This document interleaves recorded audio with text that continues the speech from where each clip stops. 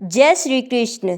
श्री कृष्ण का जन्म मथुरा में देवकी और वासुदेव के यहाँ हुआ था, लेकिन उन्हें कंस से बचाने के लिए गोकुल में यशोदा और नंदलाल के यहाँ पाल पोस कर बड़ा किया गया।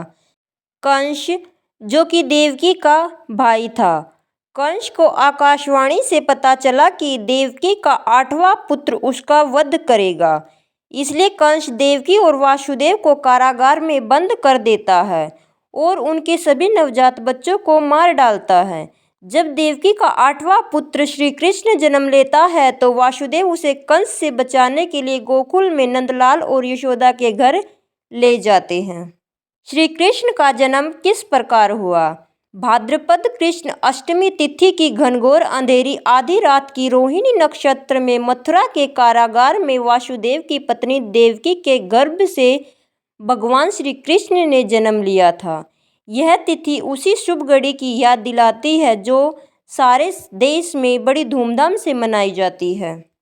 द्वापर युग में भोजवंशी राजा उग्रसेन मथुरा में राज्य करता था। उसके आतताई पुत्र कंस ने उसे गद्दी से उतार दिया और स्वयं मथुरा का राजा बन बैठा।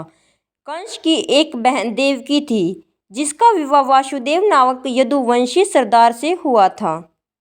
एक समय कंस अपनी बहन देवकी को उसकी ससुराल पहुंचाने जा रहा था।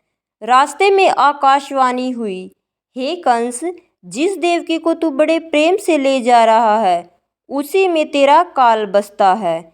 इसी के गर्भ से उत्पन्न 8वां बालक तेरा वध करेगा। यह सुनकर कंस वासुदेव को मारने के लिए उठ खड़ा हुआ।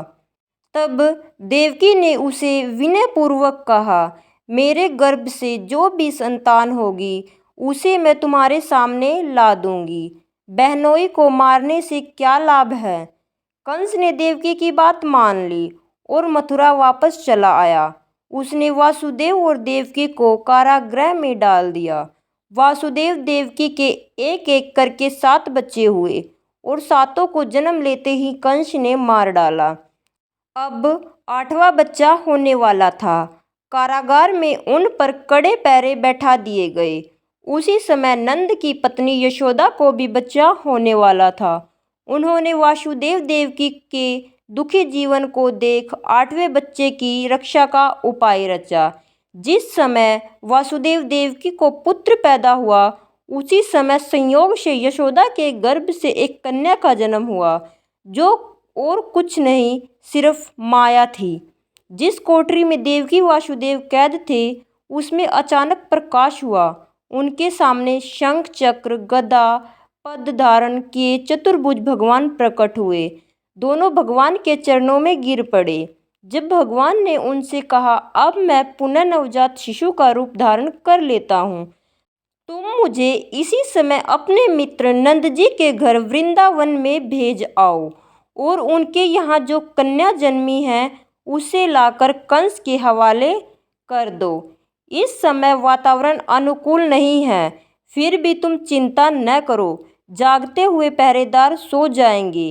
कारागृह के फाटक अपने आप खुल जाएंगे और उफनती अथाह यमुना तुमको पार जाने का मार्ग दे देगी। उसी समय वासुदेव नवजात शिशु रूप श्री कृष्ण को सूप में रखकर कारागृह से निकल पड़े और अतः यमुना को पार कर नंद जी के घर पहुँचे। वहाँ उन्होंने नवजात शिशु को यशोदा के हाथ सुला दिया और कन्या को लेकर मथुरा आ गए। कारागृह के फाटक पूर्वतः बंद हो गए। अब कंस को सूचना मिली कि वासुदेव देवकी को बच्चा पैदा हुआ है।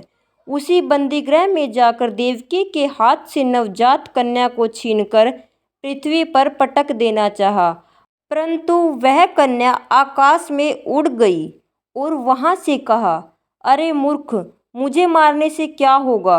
तुझे मारने वाला तो वृंदावन में जा पहुंचा। वह जल्द ही तुझे तेरे पापों का दंड देगा। यह है श्री कृष्ण की जन्म कथा। बोलिए जय श्री कृष्ण।